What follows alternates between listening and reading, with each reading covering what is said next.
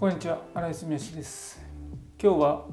この S18 のサスペンション周りを修正していきたいと思います。それと同時に現行の S18 がどのような問題を抱えているかを分解をしながら一緒に見ていきたいと思います。それでは作業していきたいと思います。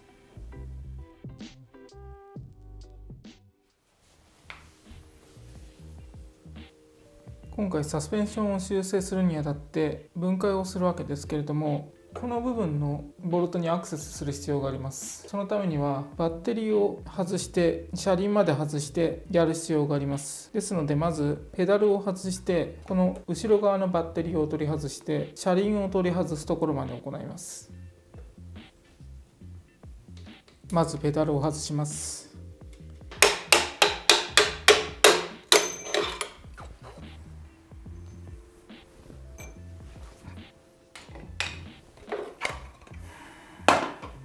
そうしたらこのペダルハンガーも取り外してしまいます。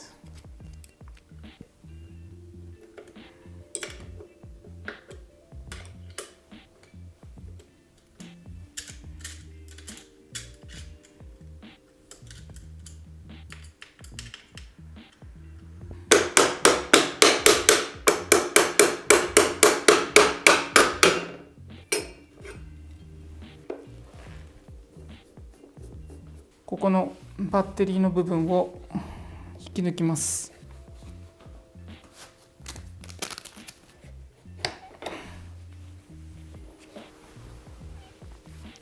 で、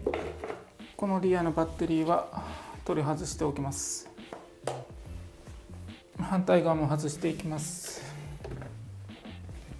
ペダルハンガーを外して分かったことがあるんですけど、出荷されていた時どうやらペダルハンガーの位置がちょっとずれて組み立てられていました。そのために、リアフェンダーのネジの部分が位置が合わないんですけれども、それもネジを位置が合わないにもかかわらず無理やり止められてネジで止められていました。そういうところが中国製品らしいというか、そういうところを無理やり止めてしまおうっていう考えがちょっとなかなか日本の製品にはないところですよね。やっぱりその辺がまだまだメイドインチャイナだと思いますね。仮にも ISO9000 を取得してると謳っているわけですから、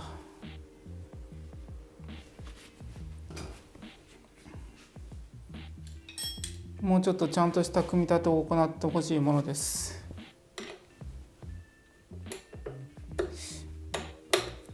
S18 に欠点があるとは言われていますが、結局なぜ欠点があるかといえば、組み立ての段階で間違った組み立てがなされているというのが一番の問題だと思います。で、その理由は考えられるのは、設計したものがちゃんとした組み立ての手順まで手引きしなかった、あるいは組み立てたものが全く組み立てるルールを無視して組み立てたか、量産するにあたって安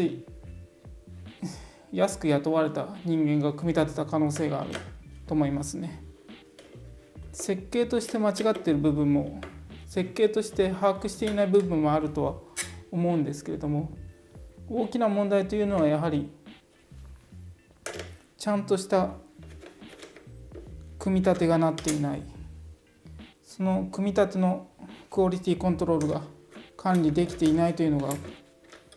今の S18 の問題、一番の問題なんじゃないでしょうか。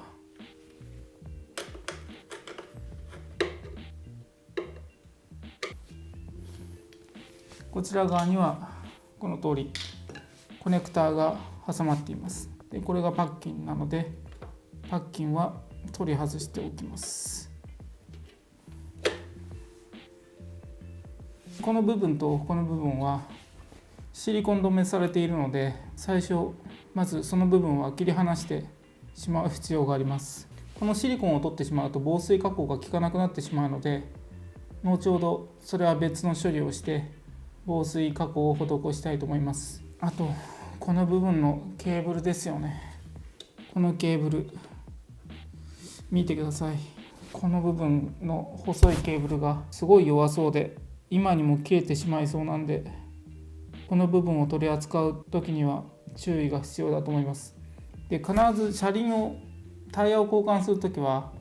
このモーターからケーブルを外す必要があるわけですから、メンテナンスをする身としてはちょっと嫌ですね。こういうケーブルなどにももうちょっと気を配った設計にしてほしいものです。こういうところでちょっとまだキングソングは品質的に甘いっていうのがよくわかりますね。確かにこのサスペンションの設計ですとか設計を生かしたデザイン、そういう思想は驚くべきものですけれども、まだまだ詰めが甘いという感じは見受けられます。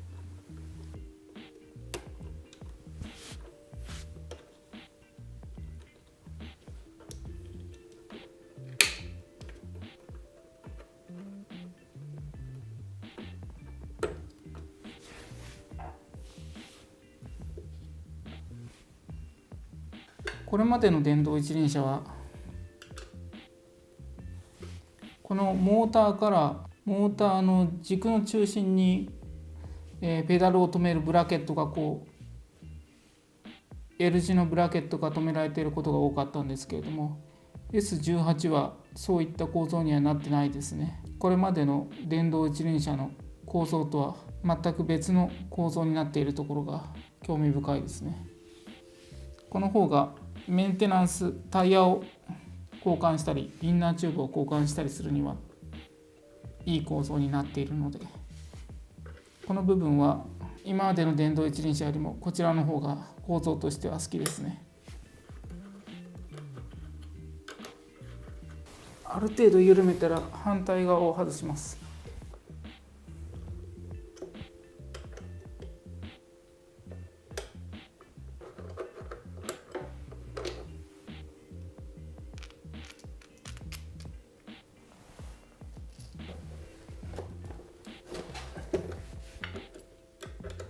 タイヤが外せるようになります。で、タイヤを外す際に空気が入っていると取り外しが難しいので空気は抜いてしまいます。ほとんど全ての空気を抜く必要があると思います。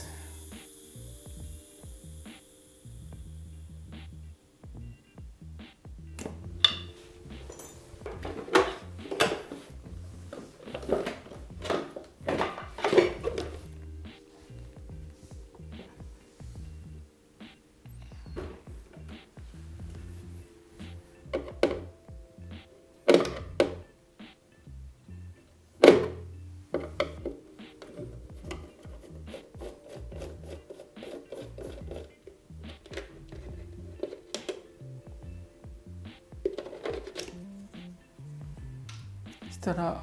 今度はこの黒いインナーフェンダーを取り外していきます。